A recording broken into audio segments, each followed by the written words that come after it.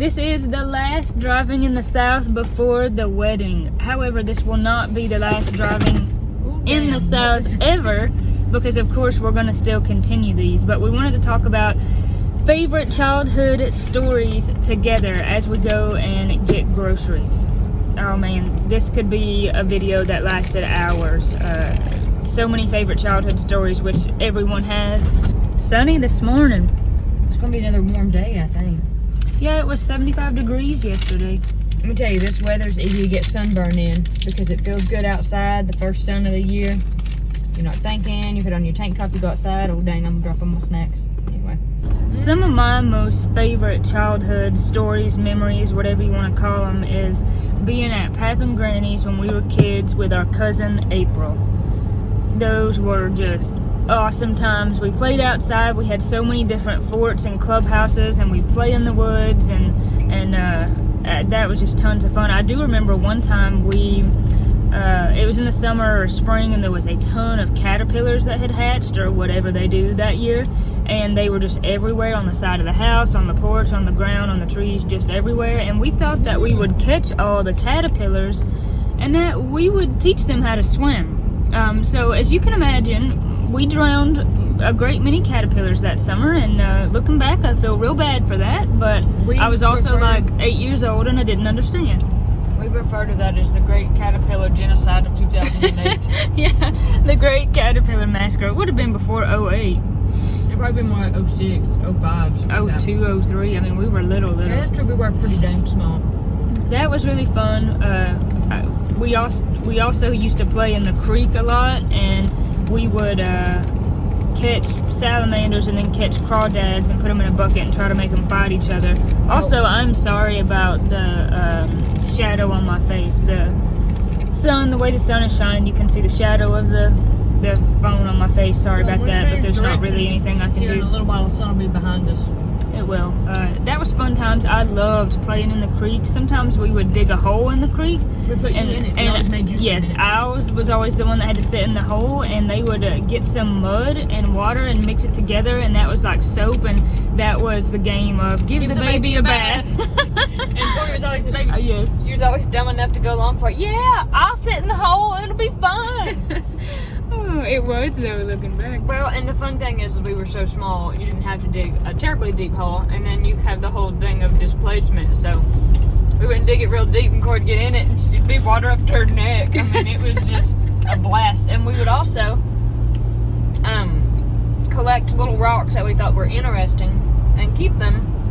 We'd have like a little money system, like a little store going, and then we would collect like little tiny white pieces of quartz, and those were our money. So we would trade little money back and forth. Those little white rocks were the money, and then buying like cool looking rocks like from each other. cousin April would always find what she called choppers, like rocks that admittedly looked like you could chop something up with it, kind of like a little mortar and pestle situation. Almost like it had a handle, like one part of the rock was skinnier than the rest of the rock. Yeah, she was really good at finding rocks like that. And it's just because they were broken and chipped and all those different shapes. It's because bigger rocks were broken into smaller ones, and so it was really fun to look for exciting shapes. And most of the time Corey would just like lay in the creek and do nothing. But yeah, that was kind of my MO as far as when we hung out. I would get all really excited to do stuff, and then I would just kind of like to just sit there and do nothing. But that was fun to me. Every clubhouse we built, me and April would always say we have to build Corey's house for her. Yeah, they had to build my little part for me. So we played in the creek. We played in the woods between my cousin's house and my house. We played in the woods above my house. We played in the woods between our house and Granny's house. We played in the woods on the other side of April's house. One time we counted up like 13 clubhouses that we had. We played in our basement. We played in Granny's basement. We played on Granny's porch. But one of our favorite things to do in the summer was Pap would have he had some really nice straight cut sticks that he would use to string beans with. And a lot of them would have a little fork in the top, and that helped him too. And we would find those sticks with a fork in the top, and we would lean them together and use that fork to kind of capture the oncoming stick, and we would get 3 or 4 sticks and build a teepee and wrap a sheet around it and get in it. And we loved to do that. We really just had a ball. We always played together, and we would always meet at the trail. the trail from our house to April's house, and that's where we would meet. Halfway down our driveway, halfway down her driveway. We meet at the trail, and we said, what are we going to do today? And we would go and just do all kinds of stuff, and then when we got hungry, we always went to Granny's house, and we'd find something to eat and sit down and watch a Western or something. Man, those were the days. Oh gosh, I'd give anything to go back for one day. I loved the teepees, and we would also build sheet houses. On Granny's porch was a clothesline, and we would attach the sheets to the clothesline and whatever else we could attach them to. We did that in the basement too, and that was really fun. We did all kinds of fun things. And then April, Katie was telling this story yesterday.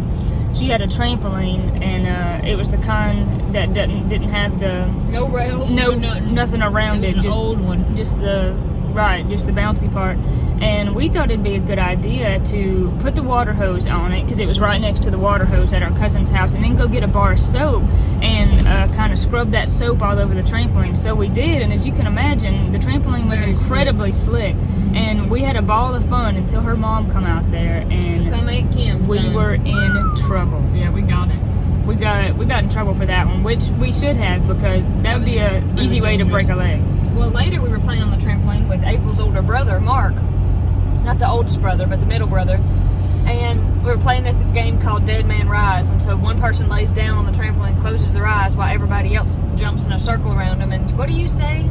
You sing something like Dead Man Rise on the count of whatever, Dead Man Rise. And so then the dead man, with the person with their eyes closed, gets up and keeps their eyes closed on the trampoline and tries to tag whoever the other people running on the trampoline is. So we were doing that one time, and my cousin Mark was the dead man, and he had his eyes closed, and we were having a good time, and all at once I just fell off the trampoline.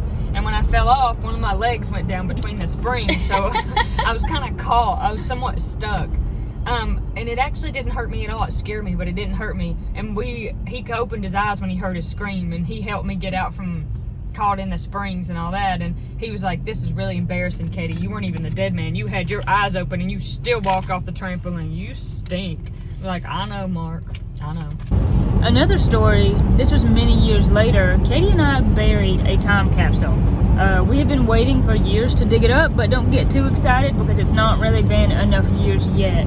We buried it, I think, in 2015. So it's only been like 7 years.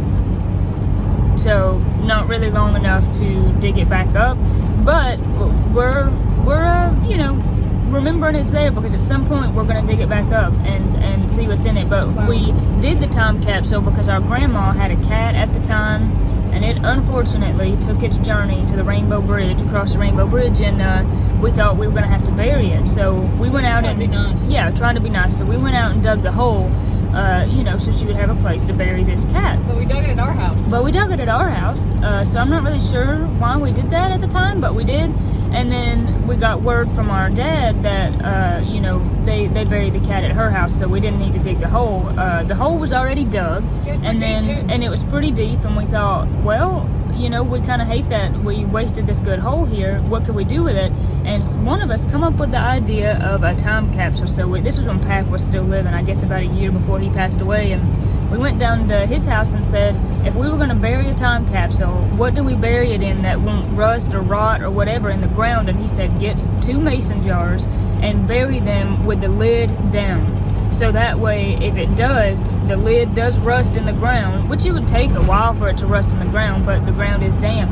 That if it rusted in the ground, if it was facing downwards, hopefully that downward pressure of the dirt, and we tried to pack it in there, would keep anything from falling out. So we did, and like I said, that was in 2015. So one day on the channel, we're gonna dig those up. I don't know how many years you're supposed to wait. You have to at least wait 10 or it's pointless. Well, I put my favorite hair scrunchie in mine. And I wish I wouldn't have, because I'd been wearing it. I don't remember what I put in mine, but if I had to bet, I guarantee you I wrote a sappy letter to my future self. I did, and I bet I did. Said something like, this, dear future self, you still suck. Oh. I probably said something like that. Hopefully not. I remember very fondly the times we would take a trip to Canton, North Carolina to see my dad's family, and we would drive out there, and then we would just hang out with Papa and Nana and watch movies, and we would always go get pizza, and Nana would take us to the pool, and we'd go see all my aunts and uncles on that side of the family. And probably some of my favorite childhood memories are that, because it was so exciting. I felt like it was such a fun trip to get to be in Canton, because it was somewhere different. Even though it was only 2 hours away, it felt like a huge vacation. It was like going to the beach to me. Out there you can get Kiss Country 99.9 on the radio, and so anytime there's a certain like 80s and 90s country songs that I hear, and I'm immediately thinking I'm in like the Henson Cove in Canton, because that's what I remember. I remember driving around out there in Papa and Nana's Toyota trucks and hanging out and all that fun stuff. So another sweet memory is when we went to Kentucky. We used to go to Kentucky a lot, and we took this car, if you can believe it. I wouldn't take this car to Blue Ridge now. No way. Although we did take it to Franklin one night, and I was praying. I was like, God, please let us That was get not long ago when we went to see Clint Black. Yeah, and son, she took it right over there and back. I was worried she wouldn't. When I say she, I mean my car. Her name is Angelica. But anyway, very nice memory of being with family and visiting family, and very nice memory of me, Corey, and Mom being together and traveling to Kentucky to go to the Mountain Folk Festival. I just think that's another really sweet. That was awesome. I love doing that. Another one I just thought of is when we were little kids, Mom didn't actually kind of go back to work full time until we were like 14 and in high school. We were grown, pretty much, which was just a huge blessing that she was able to stay home and get to be with us. And so I remember in the summers, occasionally she would take us to the lake, and this was Lake Notley. Oh, wow. Over there in Georgia, and Petite Creek, and we loved that. Oh my gosh, that was the best. We would go to the lake, and she would pack us lunch and snacks, and we had our little floaties, and we'd go mess around at the lake and look for rocks in the lake, and oh man, that was an absolute blast. And sometimes we would take April with us. We taught cousin April how to swim. Yeah. She didn't know how to swim, so she hung around long enough with us, and our Nana taught us how to swim when we would go to Canton and hang out in the pool. Man, this will be a good one. Can we get this car stopped? Daggone, that light changed fast. Yeah, it did. Ooh, but she stopped. That was fun when we were in Canton, getting to go. She had a aunt named Aunt Dot, and we would get to go to Aunt Dot's pool, and that was probably the first place that we ever swam, and she taught us how to swim. And then Mom taught our cousin April and her brother, who we just mentioned, Mark. She taught them to swim, and I don't know if Ben can swim or not. I'm not really sure, but I don't think he can, and I don't think Mark can either. But I loved swimming growing up. I don't ever swim now anymore because we don't really have a place. Camping, those are fun times. Yes. We would go camping. There's a picture of us somewhere at Sunburst up there. Is that the name? Yeah. At the campground in Canton. And I actually probably up on the mountain above Canton. And I just have a real vague memory of being there. And we were always with Nana. Nana was our best friend, and so we would go up to the bathhouse with Nana, and we didn't really have to go up there. We just wanted to walk up there with Nana. And I remember that, and I remember camping and the campfire and all of that. So camping is a really sweet memory, because that's kind of the whole reason you go camping, is to be with your family and kind of fellowship and hang out. Sit around by the fire. Yeah, and it's just really sweet. Another memory, Katie mentioned Nana, and we were talking about pools just a second ago. She would also take us to a pool out there, just a public pool or whatever, and the man who owned it was named Jose. He was a really nice guy. And really nice man, and so Papa always called it Jose's pool, asked us if we wanted to go to Jose's pool. But when you went to the pool, of course you were not supposed to eat by the pool area, because for obvious reasons, keeping the water clean and all that kind of stuff. But you know how little kids are, they just want to eat all the time. And so she would pack this bag with snacks, and this big bag. A lot of the times we would go, there was a little place, almost like it wasn't a cafeteria, but almost like there was booths where you could sit down and snack, and we would go out, like vending machines, we would go out and sit there and eat after we were done swimming. But a lot of the times we wanted to eat before that, so we would run up to her, we'd get out of the pool, run up to her, and we would kind of look both ways, and we would like stick our head outside in that bag. Basically stick our head in the bag, and she would feed us candy. Nana was good about sugaring us up. Yeah. Anything that Mom and Dad said at home, all the rules were broken when we went to Nana's. Yes, when we went to Nana's house, we got to do anything we ate whatever we want. We stayed up as late as whatever we wanted. We were just wild childs at Nana's. And when I say wild childs, that probably means we had one extra helping of Fruity Pebbles, and we probably stayed up till about 10, which was super big and bad to us. For us. I remember going to, which I was grown by this time, I wasn't a child, but in 2015, we went to Myrtle Beach, and that was the first time I'd seen the beach, besides the time we went in 8th grade when we went to the Outer Banks, and we went in March, and it was very cold, and you couldn't really get in the ocean. We sat in the ocean anyway in our blue jeans and just got soaked, but when we went in 2015 to Myrtle Beach, that was probably the first time I'd really seen the ocean and could get in and enjoy, and I was just enamored. I was just blown away because I've spent all my time living in the mountains, and I was blown away that it's so flat and you can just see for miles down there, and it was just beautiful. It was a great trip. It was very warm. It was very sunny. Contrary to popular belief, we tan I tan pretty good, but I'm never in the sun. I don't have enough time to be in the sun. So, however, I did tell my dad yesterday, I'm gonna buy one of them lawn chairs that we had as kids. We had those jelly like lawn chairs with the little gears that would totally pinch you. He's like, get out, you could go down to Maxwell's and buy those for $2 for $15 in like 1980. And I'm like, they're like $100 now because they're antiques. Oh my gosh, that's wild. Yeah, and they're just cheap trash, but I'm gonna buy one anyway so I can think about my childhood, because we both had one. I had a pink one, you had a purple one, but so I enjoyed going to the beach with my family. That was another fun thing, and I think for me, all my fun memories are always centered around family and kind of that really close and loving connection that I have with my family. And just getting to be with each other. Sorry about the ghost face. You have a ghost face and I have no face. I do this, maybe you can see my eyeballs. 2 stories that I remember well because I still have scars from them is when we were little, we thought it would be a good idea to bust some rocks. Even then, we liked rocks, especially Katie. And we had some rocks, and at our grandma's house, it's still there. She had some brick or concrete pavers up to the house. So we thought, we're just gonna get some rocks and we're gonna throw them as hard as we can at that. And so we did. And very dangerous. No wonder we didn't put our eyes out. And a piece flew up and hit me in the foot, and I still have a scar from that. The other story is that Katie had a shark's mouth, you know, the ones that I don't really know how they get them, but they bleach them or whatever, and you can buy them. Does, Corey. Well, yeah, but I mean, it'd be hard to extract the whole jaw. Anyways, whatever. Comment below if you know how that's done. But anyway, she had one of those, and you know, ideally you would want to keep it on a shelf, right? Because those teeth are still sharp, but she didn't. It was laying in the floor, and I stepped on it.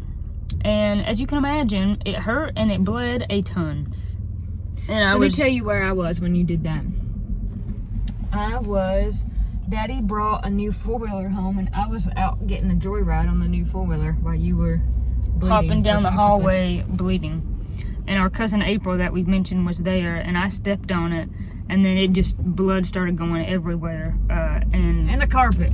In the carpet, unfortunately, yeah. And so she was helping me limp down the hallway, and I was just leaving a blood trail. And I don't remember, I mean, I was pretty young, maybe like 8. I don't remember exactly what we did, but I guess we went in there and put on a Band-Aid. And I can remember having to limp for days after that. That hurt, for sure. And I'm pretty sure after that, the shark's mouth went in the garbage. After being in the grocery store, a childhood story that I thought of is we used to have a Bi-Lo's. We don't have it anymore. And the sprayers that spray the fruit and the produce that come on ever so often, me and Katie loved those. And Mom would, when they come on, if we happen to be standing there, would put her hand in it and then flick the water on her face. Yeah, and we thought, I don't even remember you that. don't remember that? When we were a kid at McDonald's, getting a Happy Meal, because we loved to do that as kids, they were repainting the McDonald's, and I just barely remember this. We were in the drive-thru, and all of a sudden, feel this kind of heavy thing hit the top of the car, and you hear a thunk sound, and we're like, what is that? And the guy painting the McDonald's dropped his paintbrush on the top of our car. Do you remember that? It was red. It was red. And he splattered red paint all over the hood of the car. Yeah. Remember that? When we were in the 5th grade, we switched places. This was the one and only time that we switched places. When we were kids, I was kind of the one who really loved being a twin. I wanted to dress alike. I wanted us to be similar and all of that. And I remember in 5th grade, coming down the hallway, and Katie comes up to me and says, hey, we need to switch places. And I'm like, okay, what's going on? So we swapped sandals, jackets, all this stuff. And she wanted to swap places with me because another teacher, a pre-K teacher, had yelled at her. And she wanted... Being mean to her son, because her son was in our class. Yeah, and he was mean, so I dished it back. Yeah, and then, so I didn't know that till after the fact that's why she wanted us to switch places. So in the 5th grade, we had an awesome teacher. Actually, the teacher, Mr. Sellers, that I mentioned if you watched the last video, He may see this. He may see this. Shout out to Mr. out, Sellers Rodney. if you're We love watching you. this. We love you, yes. And he had a number system, so we didn't go by name in his class. We went by number. And I think I was number 9, and I was number 8. and you were number 8 because of our last names right next to each other. So we switched clothes and stuff, and then switched sides of the room. And so ideally, we would need to switch numbers. So when he did the roll, he called out numbers, and Katie answered My own number instead You of answered to yours. your own number, And it messed yes, us up. and it messed us up. But And he didn't know. Everybody else in the class knew. All the students knew us. Yeah. They'd been to school with us forever, and they knew. that's what was funny is they all knew, and we were all telling them, keep it quiet. And I'm surprised we did that probably for an hour or so, and then he made us switch back. He was like girls, and I was like. But the funny thing is the boy. I wasn't really mean to him. We were joking, and we were just kind of joking too hard, And then I felt bad because I thought his mama would be mad at me. But I ended up being friends with that boy, and he was a nice kid. And you never know, he could be watching this video too. Coolest thing about that kid, he had 4 thumbs. He had double thumbs he had on double each hand. It thumbs. was kind of He did. interesting. I'd never seen anything like that before. I thought it was cool. I think he was self-conscious about it. I was like, you're going to get twice the amount of work done than the rest of us. His But he name was Robert. Robert, and I can't remember what his last name was, but I he can't either. was a nice kid. And I think he ended up staying around here for a little while. I don't know if he's still here, but anyway, I do remember that. And I think probably one of my fondest childhood memories is the merry-go-round. When we were kids, Oh, yeah. there was a big old metal merry-go-round. That In the thing center was of the huge. playground. In the center of the playground, and the girls would get on it, and we would lay down on our bellies with our body kind of toward the center of the merry-go-round, and our heads were and our arms were hanging off the side, and we would get one of the boys, Robbie Tompa is who we usually got to do. Robbie Tompa, and he would they would push the merry-go-round, and we would hang off the side and let I had long enough hair, and we would let our hair trail the ground, and we would make little designs with our fingers in the dirt there as the merry-go-round went round and round and round. And OSHA people out there that's a serious OSHA violation. It was dangerous, and eventually someone got hurt pretty bad on the merry-go-round, and they took it away from us. But we loved the merry-go-round. We'd get somebody to push it, and we'd hang upside down on the bars on the merry-go-round. It was probably the highlight of my childhood. That thing was rough, but we loved it. It was fun to jump off when it was going. It was fun to jump on when it was going. It was just where all the kids hung out.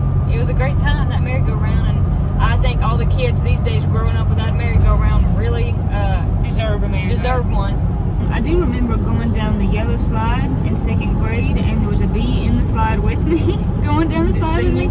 It did. It stung me on my finger, and then I couldn't write for the rest of the day because my finger swelled up. Fun fact, on the playground over there, so they had the original playground, and later they put in this other part of the playground, and instead of being it's fun playground equipment, it was more like they were trying to make you exercise at playtime, and we were like, none of us are going to do that. So there's this metal grate laying on the ground and it had a bar over it. So the idea was you hook your feet under the bar and you can do sit-ups like that. And I'm like, what kids Who's gonna gonna do sit-ups during recess? Only the goody two-shoes children. So I was out there early one morning in the 4th grade. They let us out, and it was dewy, and I was standing on that grate, and I fell. And when I fell, I took that bar right to the butt. And I started crying and squealing, and I couldn't stand up. And the 5th grade teacher picked me up and carried me in the building, Mr. Sellers. You probably don't even remember that. And I had to go home because I couldn't sit down for the rest of the day because my butt hurt so bad. And to this day, I have tailbone problems because of that. I probably cracked it, broke it, fractured it. That wasn't the only time she fell. No, it hurt for weeks. And these days, I don't think they could pick you up and do that at all. Absolutely not. That At all. is strictly against. When I did my after school program, that our training specifically said, Don't ever. You don't ever. I remember thinking about that when I was in kindergarten. I have this memory of being sick at my stomach, and I didn't feel good, and it was recess time, and there was this couch in there, and I remember my Miss Reeves, shout out to Miss Reeves if you're watching this, my kindergarten teacher, she gave me Coke. She put Coke in a little cup and set me down on that couch and said, here, drink this will help you. And it did, but oh my gosh, there's no way you could do that now. You can't do nothing now. You can't give them ibuprofen. They give us all kinds of stuff because my mama knew them. I'd probably been home with them teachers. I probably knew their kids. I probably went to church with them. I mean, all that stuff. And I just had this really good relationship, and it was a wonderful school experience. Another memory, and then we'll end this video. We'll let you go. We're already been long-winded here, but there's so many good childhood memories, and since I'm getting married, I just you're feeling the nostalgia. Yes, dude. nostalgia and reminiscent, if that was even pronounced right there. But when we rode the bus for a short time. We lived so close to the school that, you know, Mom and Dad could pick us up, or our uncle could, because Uncle Paul at that time was teaching there. And just take us on home. Yep, and take us on home. But when we rode the bus, we rode bus 55, and our bus driver was named Mr. Bob. And Mr. Bob was a good bus driver. Oh, I loved him. And he made you mine. We, countless times, at least like 2 times per bus ride, he would stop the bus. All of a sudden, you would feel the brakes just smack, and then he would pull the emergency brake, and it made that really loud hissing sound. And he would do that in the middle of the road, and then he would turn around, and usually, a lot of the times, it was Katie and I we were being bad. really loud. And he would walk back through them aisles and tell all of us, get on to us, and tell us to stop doing that, and tell us to mind, and all of that. And there's no way that you could do that now. I think back about that and laugh, but oh my gosh, if you did that now, you'd be in so much trouble. I love that man because I respected him. Yeah, he made us mine. Because he made us mine. I don't look back on that and think he ruined my childhood. Out of every single teacher / administrator / anybody, the dang bus driver was my favorite. Yeah, I mean, we liked him. he was just an all-around really good person, and it's okay that he made us mine, and nothing bad become of it. He was just a really fun bus driver, and we always loved to talk to him. And We always gave him a goodie bag at Christmas. Yeah, and we'd always be like, we won't go up there and talk to him while he's driving. He'd be like, girls, because he's trying to drive and be like, Mr. Bob, where do you live? Mr. Bob, what are you doing when you go home? What are you eating for supper? And he'd be like, girls, no. I think he liked us too. Oh, I do. Well, I guess we will end this video. While this is the last driving in the South, before I get married, this is not the last driving in the South. We're, of course, going to continue to make videos. This has been fun, thinking about childhood stories and reminiscing, and it's just been really sweet. As the wedding is tomorrow, look out for some shorts. We're going to try, if we can, to post some shorts and maybe some pictures.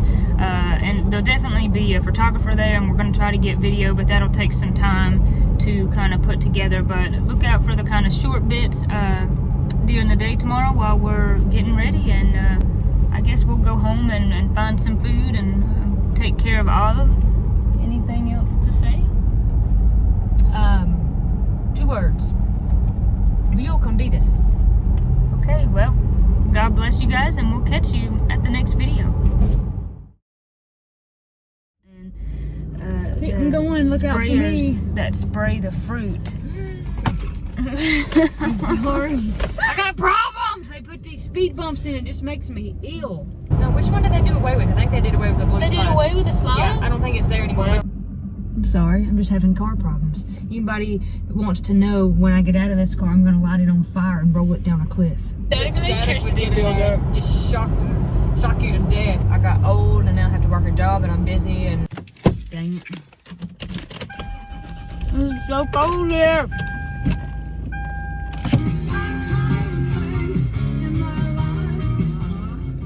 Cannot be alive. She blew the horn at the squirrel. After boo-coos of money trying to figure out what this dumb piece of garbage is doing. Woo! Somebody set the emergency brake in this car. It just makes me so angry that who knows what I would do. I gotta make sure my hair looks so good. Put your seatbelt on, even though you're in a parking lot, a copper could see you and you could get in trouble, even though you're only gonna go like 10 miles per hour. Just totally fly off the handle and do something insane, like, Oh dang. Oh dang. Sorry y'all, I got I'm the a flipping shadow peanut of go. whatever. You got plenty of peanuts in there, just keep driving. I don't know, just something crazy, like run through the parking lot screaming something insane. 'Cause I'm already standing on the ground. Hello everybody, my name's Katie and I hate my car. Hello. Another childhood memory that I think is really sweet is when I just was saying that thinking I'd come up with something and I didn't. Hold on, let me think really hard. Hello, my name's Katie and I'm hungry and I haven't ate, so don't talk to me. My Lord, what is that? And I was driving by the feed store and my window was down. Manure? No, I don't know. I mean, I don't know what it was. It smelled like, what, fingernail polish remover or a perm smells like. It was a very chemical smell. My name is Corey and I'm just along for the ride.